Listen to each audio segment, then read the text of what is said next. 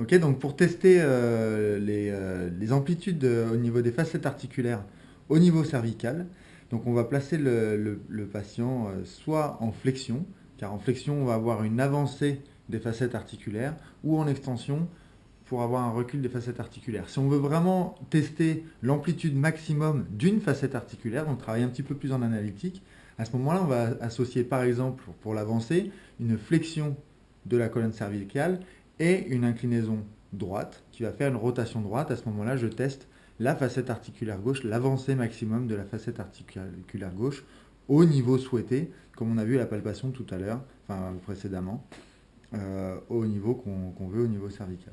Donc, pour tester l'avancée des facettes, on va prendre un petit coussin qu'on va placer sous la tête du patient. Ça, si tu veux bien lever ta tête. Voilà, vas-y, c'est bon. Donc, faire attention que le coussin ne soit pas dans le creux de la nuque pour pouvoir avoir accès quand même ici à la palpation. Donc, même chose ici, le fait d'avoir placé la tête en flexion, on fait avancer les facettes articulaires. Et du coup, ici, avec une inclinaison droite, je teste l'avancée de la facette articulaire gauche au niveau de C7 par exemple. Je remonte un petit peu ici l'avancée de la facette articulaire droite au niveau de C6, l'avancée de la facette articulaire gauche au niveau de C6, etc., etc. Si à un certain niveau, je ressens une limitation, à ce moment-là, c'est peut-être que si par exemple ici, je me mets au niveau de C5 par exemple, à peu près, je sens une limitation en inclinaison, c'est peut-être que j'ai la facette articulaire droite de C5 qui refuse d'avancer. Donc à ce moment-là, on va travailler en contracté relâché. Donc placer la main qui est libre, puisqu'ici je travaille sur une inclinaison gauche, donc une rotation gauche. Placer la main qui est libre sous la tête du patient. Lui demander de venir pousser sur sa main, donc contracter, voilà, il descend la tête vers la table, relâcher, et au moment où il relâche, on va chercher un petit peu plus d'inclinaison.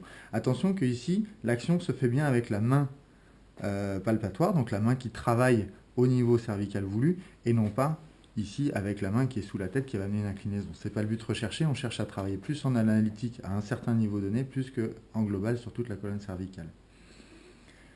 Même chose pour le test, pour le recul des facettes articulaires. Donc on va placer la tête du patient en extension. À ce moment-là, en extension, les facettes articulaires ont tendance à reculer. Donc même chose, on va chercher aux différents niveaux les inclinaisons maximales. Il faut toujours aller en butée, donc vers la limite articulaire pour ressentir s'il y a une limitation ou pas. Autrement, je ne pourrais pas savoir. Et si on sent une limite, eh bien, par exemple, si ici sur l'inclinaison droite, je ressens une limitation, donc inclinaison droite fait rotation droite de la vertèbre, donc recul de l'articulaire droite. À ce moment-là, je vais placer la main libre sur son front et lui demander de venir pousser sur ma main. Voilà, donc lever la tête de la table, relâcher, et ici, avec la main, je vais amener un petit peu plus d'inclinaison. Encore, vas-y, pousse, relâche, et je vais pousser encore un petit peu davantage. Toujours essayer de garder ici une main la plus large possible, d'accord, pour avoir le meilleur contact au niveau du patient et que ce soit le plus confortable pour lui. Voilà.